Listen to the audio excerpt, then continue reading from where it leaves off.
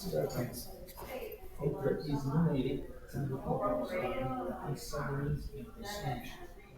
80 years ago, my namesake was the first guy in PUI's 20 submarines. 80 years later, we're in the same tangent. Wow, that's interesting. He's on the board right now. So you say your namesake, is that, was that My your namesake, yeah, grandfather? my great uncle. Your great uncle? Yes. Wow. Was married, retired as a senior. Okay. And he had U-boats during the war, and the Star Masters were guys from Sunset U-boats. Oh, wow. And Bell was assigned to Ford hunting submarines. And then to complete the circle, his father was a submariner on the Baltimore and Atlantis. So that the family lineage is Navy? The family's been really Air Force. His mom's retired Master Sergeant Air Force. His uncle's retired Master Sergeant Air Force. His father was Navy, so for some reason he thought he wanted to do that. Okay, wow, that's interesting. Yeah, I went to OTC at Eastern Michigan, and I filled out a branch selection package for engineer battalion, and I wanted to go engineer battalion, but I still had to get up to school, so I had to resubmit it the following year. But my initial package came back engineer battalion. As I'm doing ancestry, I find out my great-grandfather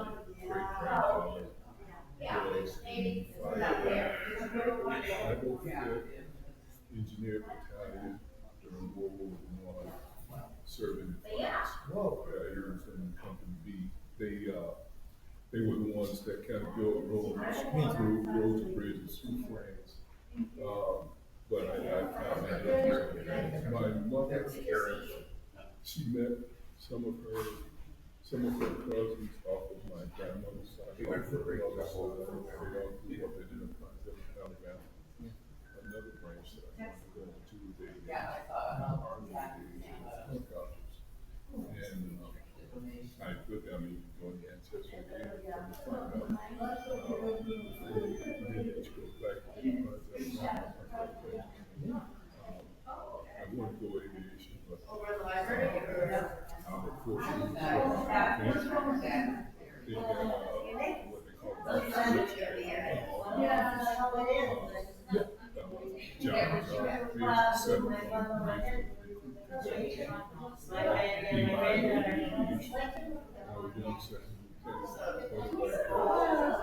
telling me that I had to be 20. So that broke my heart.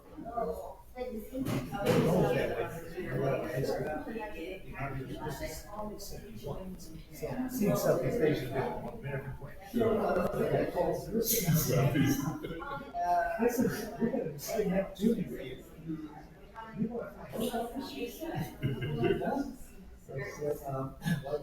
That's okay, we'll put you in medevac. Put me on bigger process. The other funny thing about the rescue stuff is a picture of my uncle. Actually, they rescued. They were about to do as a contingent. Cans of water, rations, cans of water, cigarettes, and paper Well, it's not as that thing says, we're going to rescue you. Like, anyway.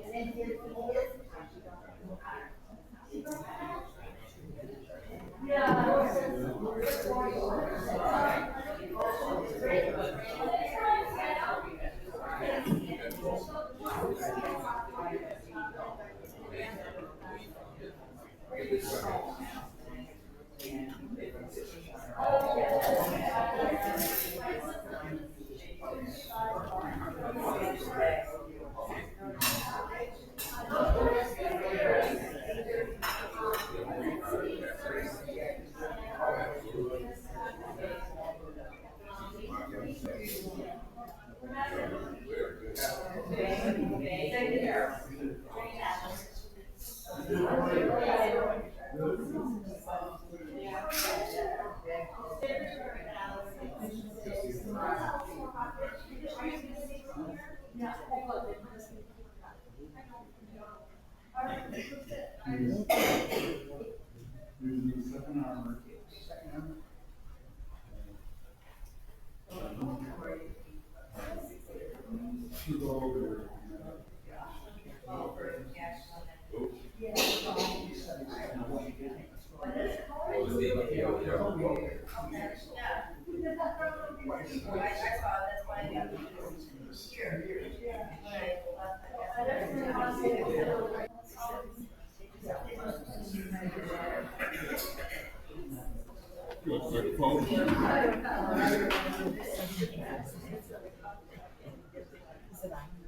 yeah.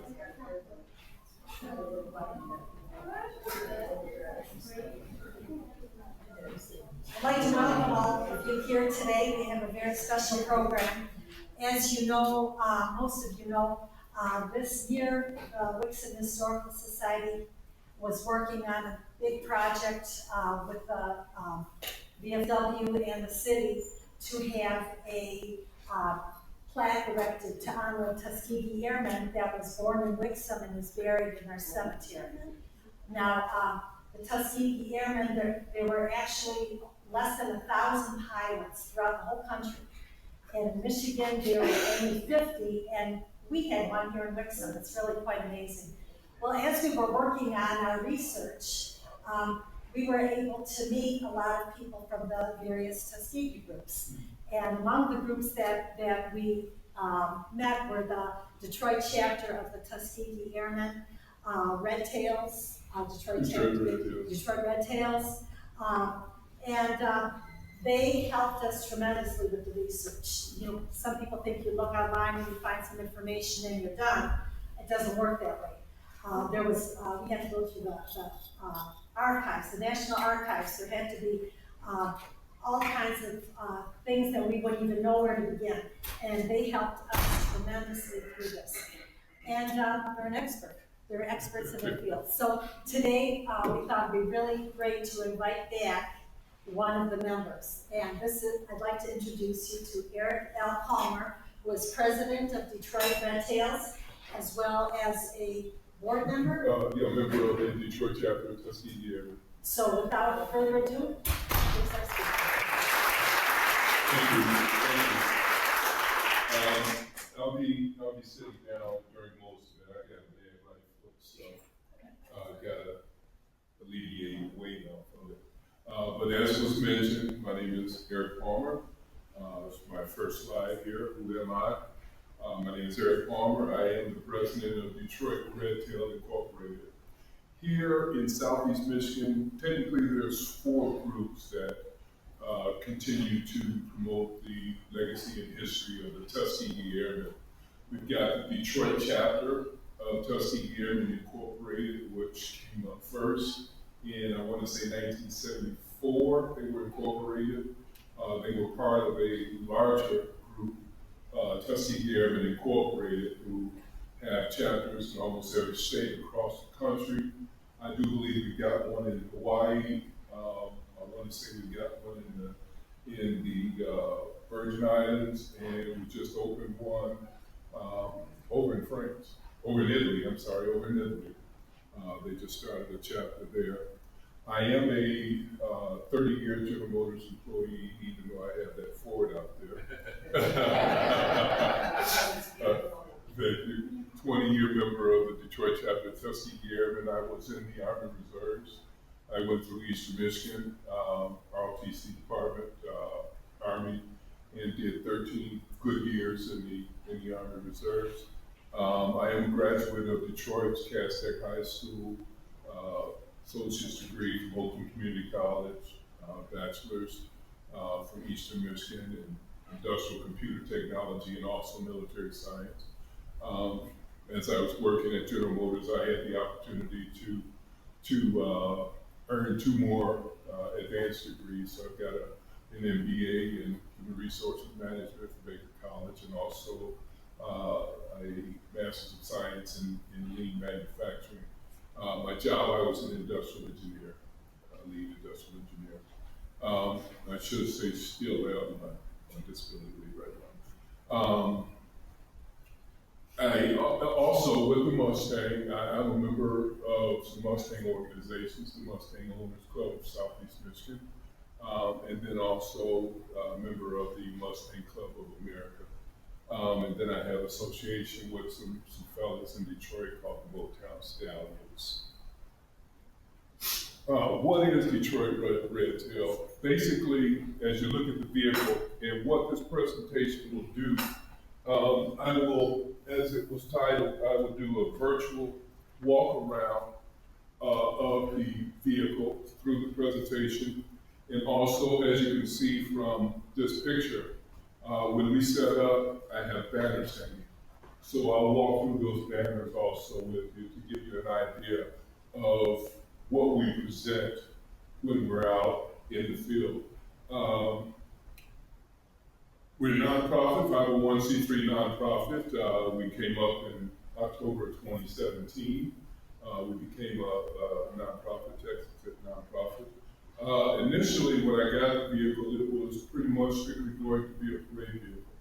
Being a member of the Detroit chapter of Tuskegee Airmen, at the end of 2016, we had a meeting and we were talking about our 2017 parades coming up. Years passed, there were people that donated unique vehicles. One of the combat pilots that I honor, Alexander Jefferson, he had an old Wixom Quarter that he would drive in parades. But going into 2017, we weren't going to have access to those unique vehicles. And it struck me that, you know, I had just sold a convertible. I enjoyed my convertible. I like the breeze blowing through my cell. So I told myself I was going to get another convertible. And then when we had the meeting, it dawned on me. You know, I work for General Motors, I love Ford Mustangs. And when you think of the history of the Tuskegee Airmen, most of the fighting groups in World War II, most of the good ones, I guess, got an opportunity to fly the P-51 Mustang. And that's one of the planes that the Tuskegee Airmen made famous was the P-51 Mustang. So, you know, I thought, why not get a Mustang? Why not wrap it to emulate a RedTail P-51 Mustang and use it as a unique vehicle in parades? And I did that. I started doing that, and I started getting, the president of our Detroit chapter gave me an invitation to a car show in Detroit.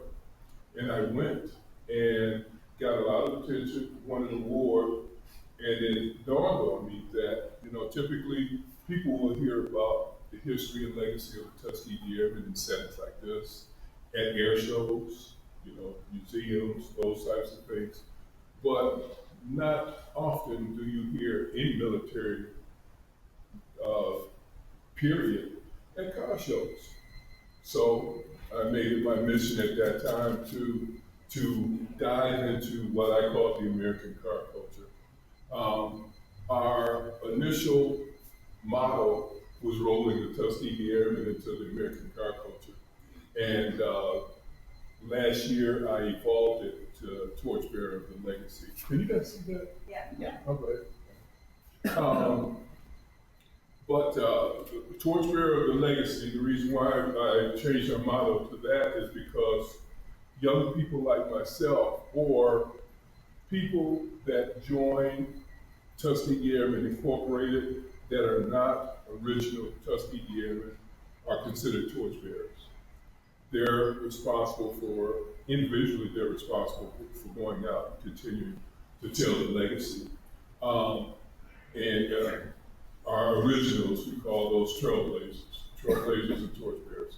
So it kind of dawned on me last year that the vehicle itself is a torchbearer.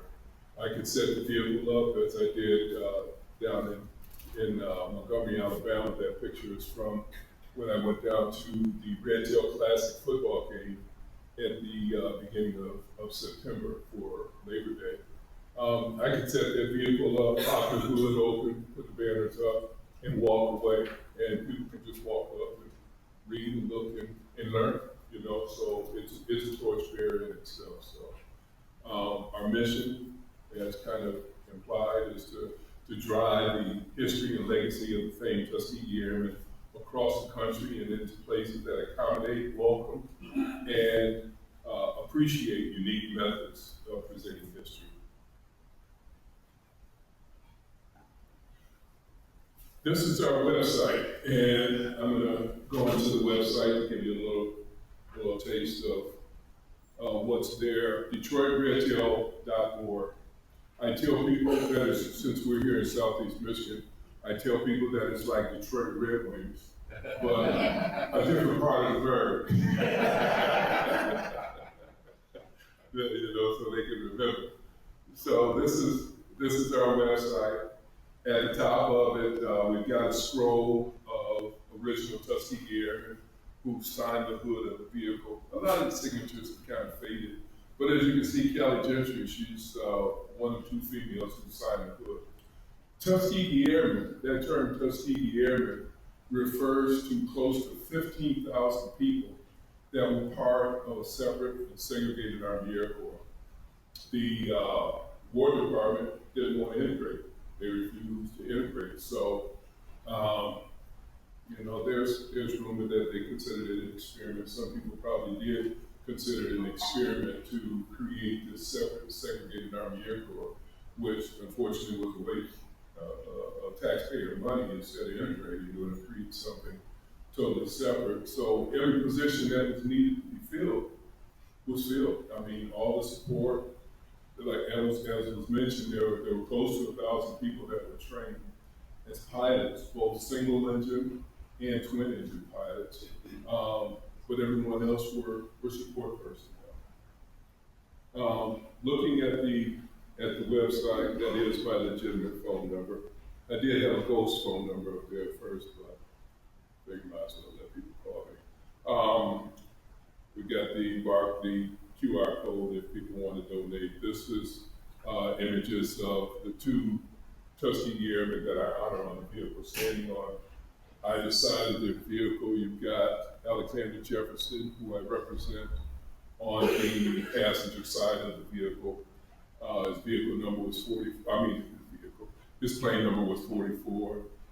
You've got Harry Stewart, whose plane number was 41. Represented on the driver's side. We'll talk a little more about them.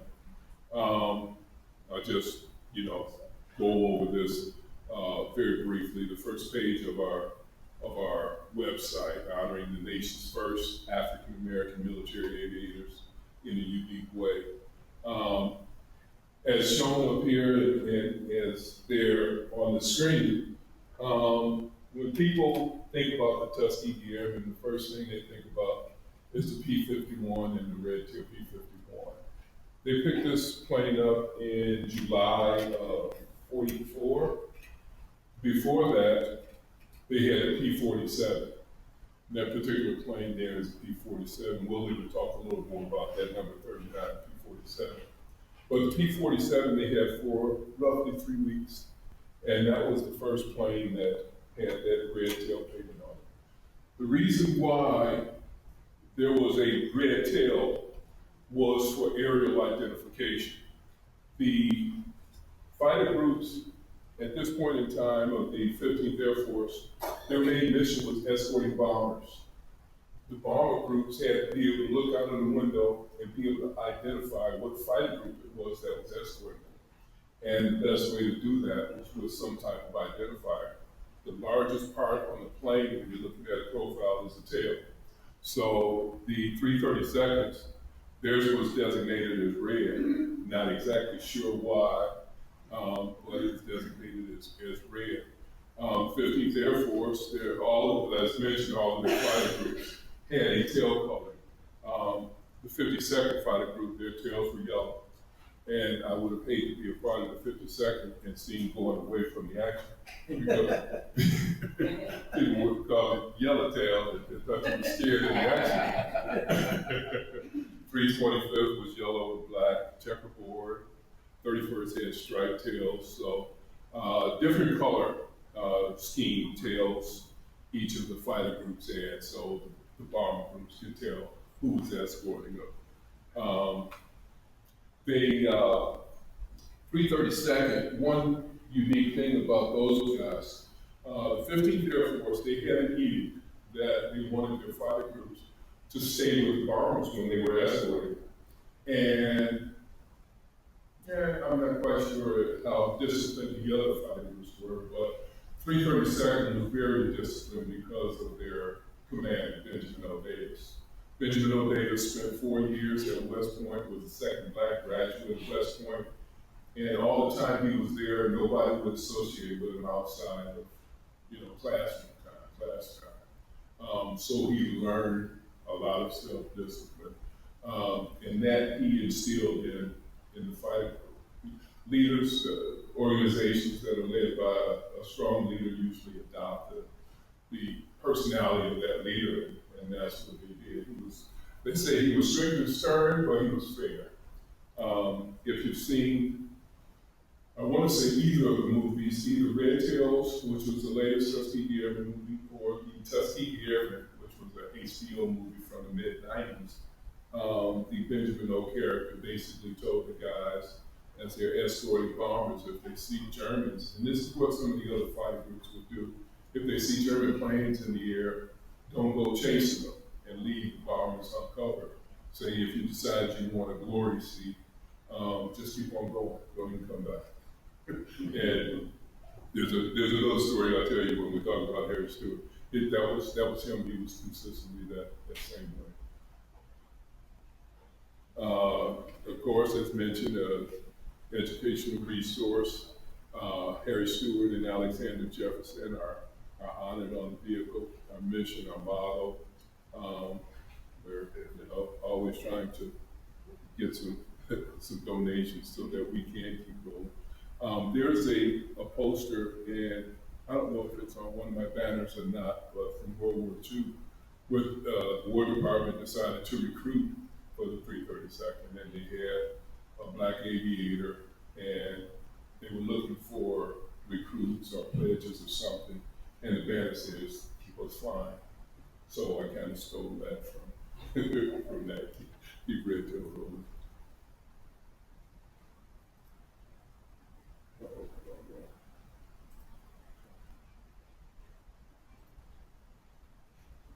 Alrighty, so as mentioned, what I'm going to do is I'm going to do a walk around, a virtual walk around of the vehicle, and then we'll go into the banners and talk about some things on the banners.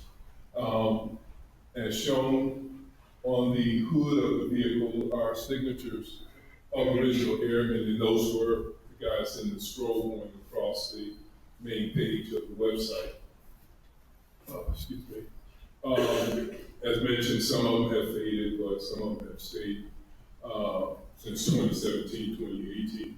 One thing about the vehicle is that all of the Mustang logos I've painted or taped a RedTail on the Mustang emblem themselves.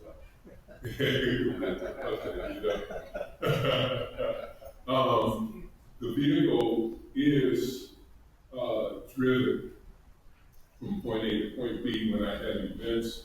I told it one time in 2017, we had a Tuskegee Airmen convention in Orlando, Florida, and my wife wanted to come with me, and I had a brand new pickup, so rented the trailer, loaded the car on the trailer. Unfortunately, the car sits extremely low, so getting it up and onto a trailer is not comfortable at all. So I did load it on the trailer and towed it down to Orlando, but since then, I've driven it everywhere that I've taken it so far.